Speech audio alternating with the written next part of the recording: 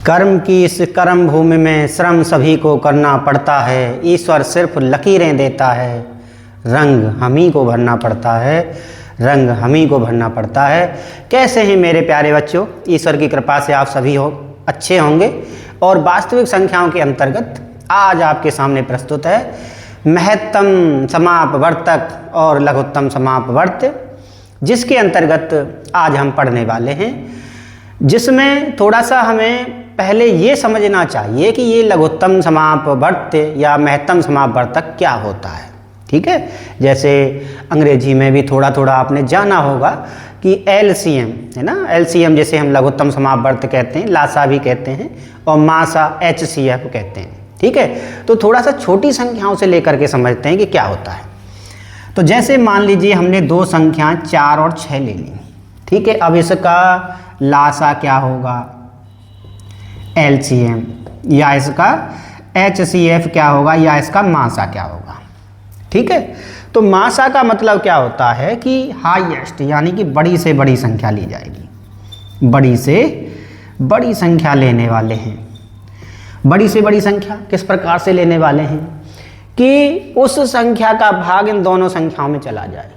तो आपके सामने दो संख्याएं हैं, एक 4 है और एक 6 है। ऐसी संख्याएं ज्ञात करिए जिनसे ठीक है, जिनसे इन दोनों संख्याओं में भाग चला जाए। तो देखो, सबसे पहली तो संख्या हमारी एक ही होती है। एक का भाग तो हर संख्या में जाता है। 2 ले लो, 3 ले लो, 4 ले लो, सभी संख्याओं में एक से भाग जाता है, जानते हैं आप सब। ठीक है, अब इसके अलावा दूसरी संख्या और क्या हो सकती है? 4 है और 6 है, तो वो संख्या हमारी क्या हो सकती है? 2 हो सकती है। 2 का भाग 4 में भी जा रहा है, 6 में भी जा रहा है। क्या इसके आगे कोई संख्या है जिसका भाग इन दोनों में जाएगा? नहीं है। तो इसमें एचसीएफ की जब बात करता है तो बड़ी से बड़ी संख्या लेता है, तो 1 नहीं माना जाएगा। एचसीएफ क्या माना जाएगा? 2 माना जाएगा। ठीक है, समझ में आ गया। अब हम बात करते हैं 4 और 6 की।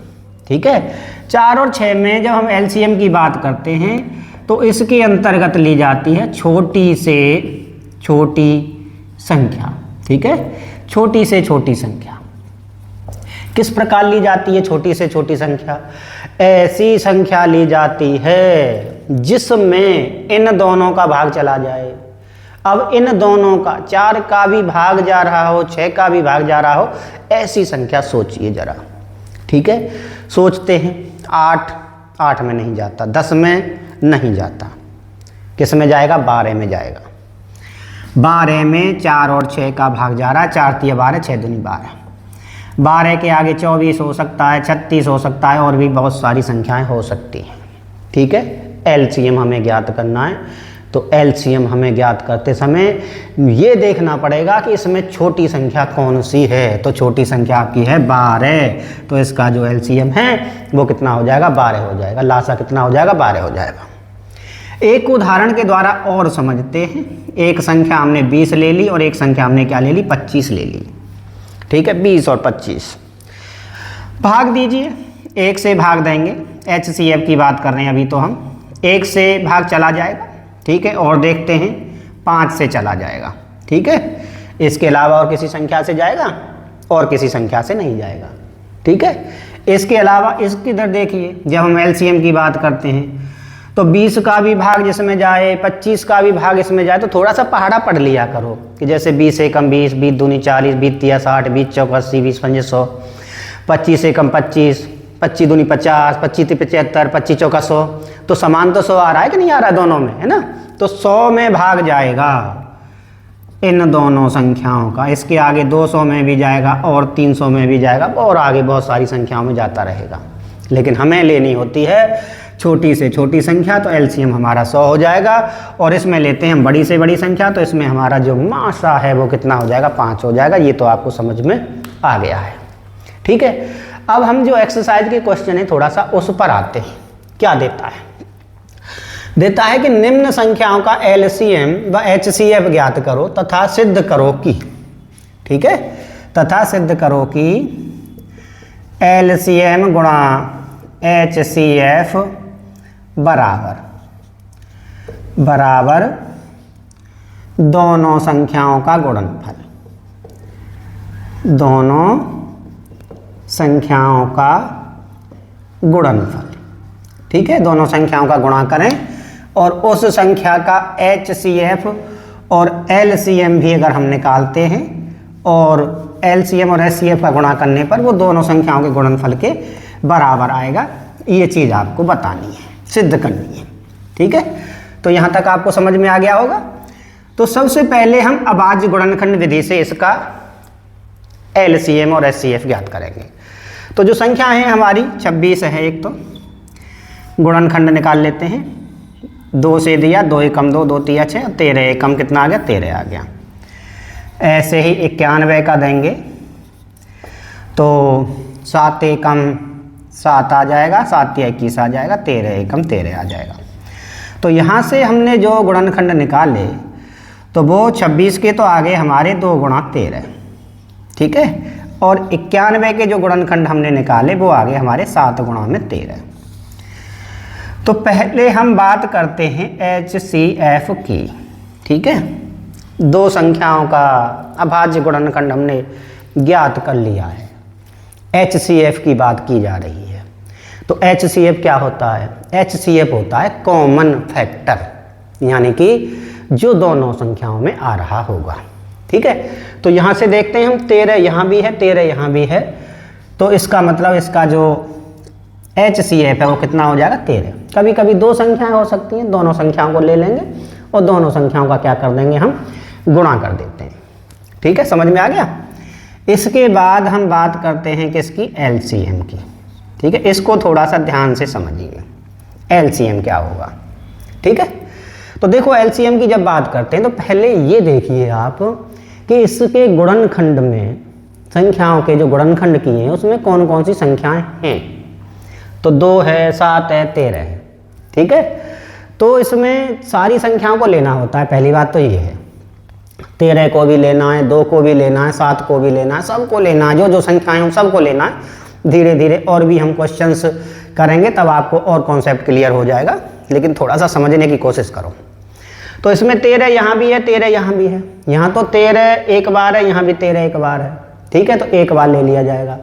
अगर कहीं पर 13 2 बार आता है, कहीं एक जगह आता है, तो वो 2 जगह वाला ले लिया जाएगा। ठीक है, समझ में आ रहा है। और हर संख्या को लेना है, इसमें हमें 2 को भी लेना है, 7 को भी लेना है, यानी हर संख्या को लेना है और जिसके फैक्टर में जितना ज़्यादा बार आएगा वहाँ से ले लेना है, दूसरी जगह से छोड़ देना होता है। ठीक है, आगे समझेंगे। तो 2 भी लिया जाएगा, 7 भी लिया जाएगा और 13 भी लिया जाएगा। 13 यहाँ भी था, यहाँ भी था, इसलिए 13 एक जगह से हमने ले लिया है। 2 भी ले लिया, 7 भी ले लिया। अब इनका हम गुणा करते हैं, तो 7 दूनी कितना हो जाएगा, 14, और ये कितना आ जाएगा, 13। गुणा कर लेते हैं, 13 चौका 52 आ जाएगा, और 13 कम 13, 13 और 5 कितना आ जाएगा, 18 आ जाएगा। ठीक है, 182 आ चुका है। अब HCF भी हमने निकाल लिया, LCM भी हमने निकाल लिया। अब हम आते हैं आगे की प्रोसेस पर, और आगे की प्रोसेस क्या कहती है कि दो संख्याओं का गुणनफल, ठीक है, दो संख्याओं का गुणनफल लासा और मासा के गुणनफल के बराबर होता है, सिद्ध करिए। तो चलो सबसे पहले हम कर लेते हैं दोनों संख्याओं का गुणनफल। इसी को भी पहले कर सकते हो, कोई दिक्कत नहीं है। दोनों संख्याओं का गुणनफल निकाल लेते हैं। दोनों संख्याओं का गुणनफल निकालेंगे। संख्याएं कौन कौन सी हैं, एक तो 91 है और दूसरी क्या है, 26 है। 6 एकम 6, 6 नाम 54 आ गया, 2 एकम 2 आ गया, 2 नाम 18 आ गया। इसके बाद 6 आ गया, 4 और 2 6 आ गया, 8 और 5 कितने होते हैं, 13 होते हैं।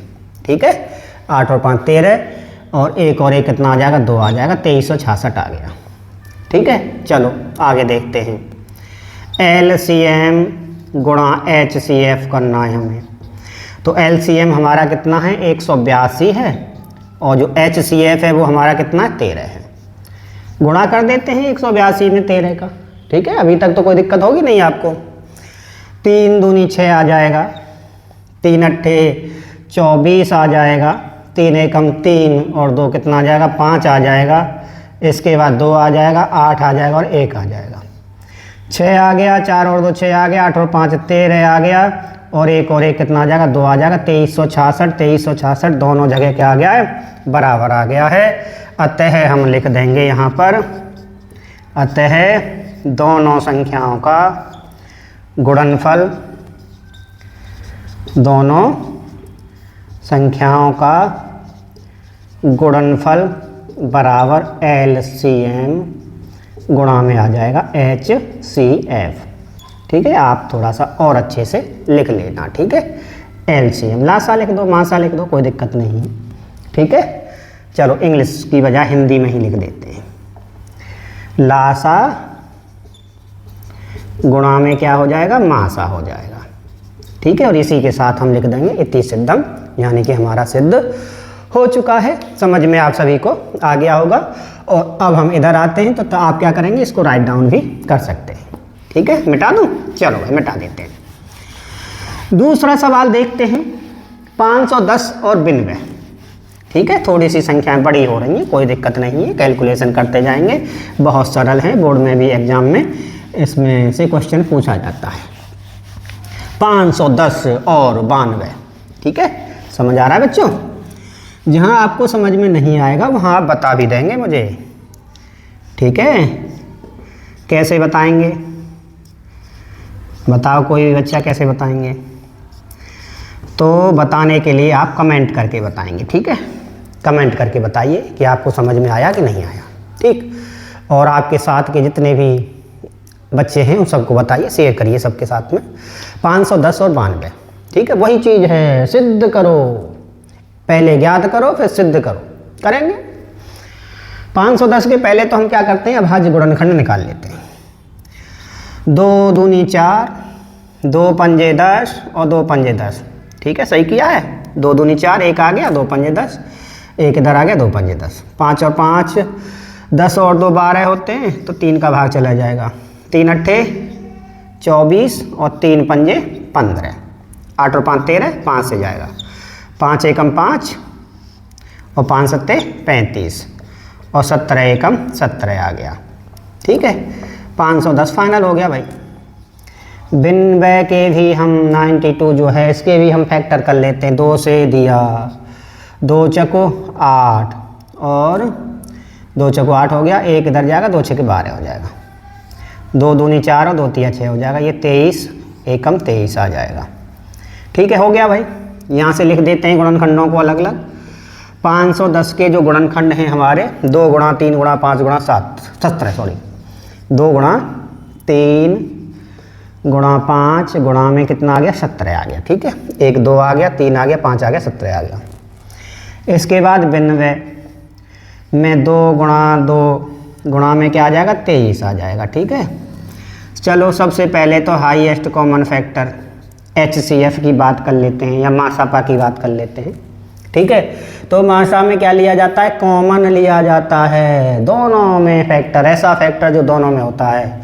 तो यहाँ से 2 जो है दिखाई दे रहा है हमें, वो दोनों में, यहाँ भी है यहाँ भी है, तो HCF कितना आ जाएगा, 2 आ जाएगा। LCM निकालो भाई। LCM में कहानी थोड़ी सी बड़ी होती है। देखो अब थोड़ा सा और आपका कॉन्सेप्ट क्लियर होगा पहले की बजाय। ठीक है, तो देखो 2 यहाँ भी है और 2 यहाँ भी है। ठीक है, तो सबसे पहले चलो 2 को ही लेते हैं। तो ज़्यादा यहाँ पर है तो यहीं से ले लिया, 2 गुणा 2 हो गया। इसके बाद 3 एक जगह पर है, ले लिया। 5 एक जगह पर है, ले लिया। 17 एक जगह पर है, ले लिया। 23 एक जगह पर है, ले लिया। ठीक है, इन सब का गुणा कर लो भाई। 2 दूनी 4, 4 तिया 12 और 12 पंजे कितना हो गया, 60। 12 पंजे 60 हो गया और 16 60 गुणा क्या करेंगे, 17 करेंगे। तो 17 छक्का कितने होते हैं, 102 होते हैं। 102 हो गया, 1020 आ गया। चलो 1020 हो गया और गुणा में कितना आ जाएगा, 23 आ जाएगा। ठीक है भाई, 23 का करेंगे तो 23 का जब गुणा हम 0 में करेंगे तो 0 ही आ जाएगा। और 23 दूनी कितना आ जाएगा, 46 आ जाएगा। और 23 एकम कितना आ जाएगा, 23 आ जाएगा। आप 3 से 2 से अलग अलग कर देना, 0 थे इसलिए मैंने सीधा कर दिया था। ठीक है, चलो यहाँ तक बात हो गई। अब हमें क्या करना है, आगे की प्रोसेस और भी है, और वो क्या है, LCM गुणा HCF। अच्छा, आपको ये लग रहा होगा कि कि इसका हमें पता कैसे लगेगा कि हमारा उत्तर सही है कि नहीं है। तो उसके लिए तो परेशान होने की आवश्यकता है नहीं। इसमें जब गुणा करने पर गुणा हमारा एक जैसा आ जाएगा तो हम समझ जाएंगे कि हमारा उत्तर सही हो गया। 2 का गुणा करेंगे 0, 2 6 के 12 हो गया, ठीक है। 2 चक 8, 8 और 1 कितना आ जाएगा 9 आ जाएगा। 2 तिया 6 आ जाएगा, 2 दूनी कितना आ जाएगा 4 आ जाएगा, 46,920 आ गया। अब एक चीज़ और हमें करनी है अभी, वो क्या करनी है, दोनों संख्याओं का गुणनफल। दोनों संख्याओं का गुणनफल। संख्याएं क्या क्या दे गई हैं, 510 और क्या दिया गया 92 दिया गया है। 2 का गुणा करो 0, 2 एकम 2, 2 पंजे 10। 9 का गुणा करो 0, 9 एकम 9, 9 पंजे 45। 0 2 9, 5 और 1 6, 46, 46,920, 46,920 दोनों जगह से बराबर आ गया है। इसका मतलब हमारी कैलकुलेशन एकदम से सही है और यहाँ से लिख दिया जाएगा, अतः दोनों संख्याओं का गुणनफल, ठीक है। अतः दोनों संख्याओं का गुणनफल बराबर हो जाएगा LCM गुणा HCF और लिख दिया जाएगा हेंस प्रूव्ड, यानी कि हमारा सवाल कंप्लीट हो गया है। समझ में आ गया होगा आप सभी बच्चों को, ठीक है। एक बार हम इधर हुए तो आपने क्या किया, इसे राइट डाउन कर लिया। एक पार्ट और कराएंगे अभी हम, इसके लिए आपको पूरी तरीके से आपको समझ में आ जाएगा। ये सूत्र होता है, ठीक है। ये दोनों संख्याओं का गुणनफल और लासा गुणा मासा के बराबर होता है। कभी कभी जो एग्जामिनर है वो बड़ा स्मार्ट हो जाता है, वो क्या करेगा कि 2 संख्याओं का मासा दे देगा। 2 संख्याएं दे दी, 2 संख्याओं का मासा दे दिया और कहा कि इसका लासा ज्ञात करो, ठीक है। और जब लासा ज्ञात करने के लिए कहेगा तो इसी सूत्र का हम प्रयोग करेंगे। एक क्वेश्चन कराएंगे हम आपको बाद में, ठीक है। तो तीसरा पार्ट आते हैं और तीसरा पार्ट है हमारा 336 और 54। 336 और क्या है 54 है। चलो पहला काम हमारा क्या है बताओ, अब आज गुणनखंड करना है ना। 2 से करेंगे, 2 एकम 2, 2 6 के कितना हो गया 12 हो गया और 2 अट्ठे 16 हो गया। फिर 2 से दिया, 2 अट्ठे 16, 2 चक 8, 2 चक 8 और 2 दूनी कितना हो गया 4 हो गया। फिर 2 से दिया, 2 दूनी 4, 2 एकम 2, 3 सत्ते 21 और 7 एकम कितना हो गया 7 आ गया। इसके बाद 54 से दीजिए, 2 दूनी 4, 2 सत्ते 14, 3 नाम 27, 3 तिया 9 और 3 एकम 3 आ गया। अब क्या करेंगे, जो जो संख्याएं थी उनके हमने गुणनखंड, जो अभाज्य गुणनखंड है वो हमने लिख दिए। 1 2 3 4, भाई खूब आया इस बार तो। 2 की घात 4 गुणा 3 गुणा में 7, कोई बचा तो नहीं, देख लेते हैं। 1 2 3 4 हो गए भाई, पूरा 3 हो गया 7 हो गया, ठीक है भाई। 54 का भी लिख दो। 1 तो 2 आ रहा है और 3 की घात कितना आ रहा है 3 आ रहा है। यहाँ से आपको और चीज़ें समझने में अच्छी लगेंगी। पहले मासा की बात करते हैं। यहाँ 2 एक बार है, यहाँ 2 4 बार है, ठीक है। यहाँ 3 3 बार है, यहाँ 3 एक बार है। तो एक तो कॉमन क्या आ जाएगा 2 आ जाएगा, कॉमन दोनों में होने वाला, और एक 3 आ जाएगा। तो मासा बराबर कितना आ गया 3 दूनी 6 आ गया और किसी से कोई मतलब नहीं है। अब लासा की बात कर लो भाई। लासा की बात करेंगे, 2 की घात 4 है, 2 की घात 1 है, तो 2 की घात 4 ले लो, जहाँ पर ज़्यादा है वहाँ से ले लो। अगर कोई संख्या कहीं पर ज़्यादा है तो वहाँ से ले लो, बराबर है तो एक जगह से ले लो। लेनी सारी संख्याएं हैं, एक जगह है एक जगह नहीं है तो एक जगह वाली ले लो फिर, ठीक है। समझ आ रहा होगा। 3 को लेना है, 3 यहाँ पर 3 बार है, एक बार है तो 3 की घात 3 आ जाएगा। 7 और है तो 7 को भी ले लिया। 2 का 4 बार गुणा करते हैं कितना आता है 16 आता है ना, और 3 का अगर हम 3 बार गुणा करते हैं 27 आता है, और ये कितना आ जाएगा 7 आ जाएगा, ठीक है। अब इन सब का हमें क्या करना है, गुणा करना है। तो गुणा जब करेंगे हम तो पहले 27 का 7 में गुणा कर लेते हैं। 7 सत्ते 49, 7 दूनी 14, 14 और 4 कितना हो जाएगा 18 हो जाएगा। ठीक है, हो गया। तो ये जो 189 आया है इसमें गुणा किसका कर देंगे 16 का कर देंगे। तो 189 गुणा 16 कर देते हैं। 6 नाम 54 का 4 का। ठीक है, 6 नाम 54 का 4 का, हासिल आ गई 5। 6 अट्ठे 48। ठीक है, 6 अट्ठे 48 और 48 और 5 कितना हो जाता है 53 हो जाता है। 5 हासिल का आ गया, हासिल जोड़ ली थी। और 6 कम 6, 6 और 5 कितना हो जाएगा 11 हो जाएगा। ठीक है, सही किया है, चेक कर लो एक बार। 6 नाम 54 का 4 का, हासिल आ गई 5 और 6 अट्ठे 48 और 48 में 5 जोड़ेंगे 53 का 3, हासिल आ गई 5। 6 कम 6 और 5 11 हो गया। अभी एक और बचा है, 9 आ गया, 8 आ गया और 1 आ गया। ये 4 आ जाएगा, 9 और 3 12 होते हैं, 8 और 1 9 और 1 10 हो जाएगा। ठीक है, 4 9 और 3 12 का 2, हासिल आ गई 1। 8 और 1 9 और 1 10, 1 और 1 2 और 1 कितना आ जाएगा 3 आ जाएगा। तो यहाँ से गुणा करने पर आ गया ये हमारा 3024 लासा। ठीक है, अब हमारा आगे की प्रोसेस स्टार्ट होने वाली है। आगे की प्रोसेस क्या है बताइए? दोनों संख्याओं का गुणनफल, दोनों संख्याओं का गुणनफल और लासा और मासा का गुणनफल बराबर होता है। तो पहले हमने लिख दिया दोनों संख्याओं का गुणनफल। चलो भाई, दोनों संख्याओं का गुणनफल लिखेंगे तो ये आ जाएगा 336 गुणा में कितना आ जाएगा 54 आ जाएगा। 4 छिंग 24 का 4 आ जाएगा। ठीक है, 4 छिंग 24 का 4, हासिल आ गई 2। 4 तिया 12, 12 और 2 कितने होते हैं 14 होते हैं। ठीक है, 1 हासिल का हो गया। 4 तिया 12 और 1 कितना आ जाएगा 13 आ जाएगा। 5 छिंग 30, 3 हासिल का, 5 तिया 15, 3 18, 1 हासिल का, 5 तिया 15 और 1 16। 4 आ गया, 4 आ गया, 8 और 3 11 आ गया। 6 और 1 7 और 1 8 आ गया, ये आ गया है।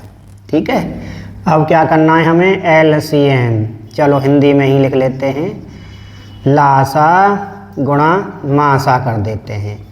और लासा गुणा मासा करेंगे तो देखिए लासा कितना है हमारा 3024 है और हमारा जो मासा है वो कितना है 6 है। तो 6 चौका कितना हो जाएगा 24 हो जाएगा। 6 दूनी 12, 12 और 2 कितना हो जाएगा 14 हो जाएगा। और 6 तिया कितना हो जाएगा 18 144, 18 144 हो गया। तो यहाँ से आप लिख सकते हो इति सिद्धम, या फिर कह सकते हो हैंस प्रूव्ड। एक बार लिख और जरूर देना, ठीक है, लिख देना अतः। ठीक है, यहाँ पर लिख देता हूँ मैं, अतः लासा। ठीक है, अतः लासा गुणा मासा बराबर दोनों संख्याओं का गुणनफल। ठीक है, दोनों संख्याओं का गुणनफल। ठीक है, समझ आ गया सभी को? हेंस प्रूव तो हमने लिख ही दिया है और यहाँ से हमने इधर आए तो आप इसको राइट डाउन भी कर सकते हो। तो इस तरीके से आप क्वेश्चनों को सॉल्व कर सकते हो। आज के लिए इतना ही, धन्यवाद।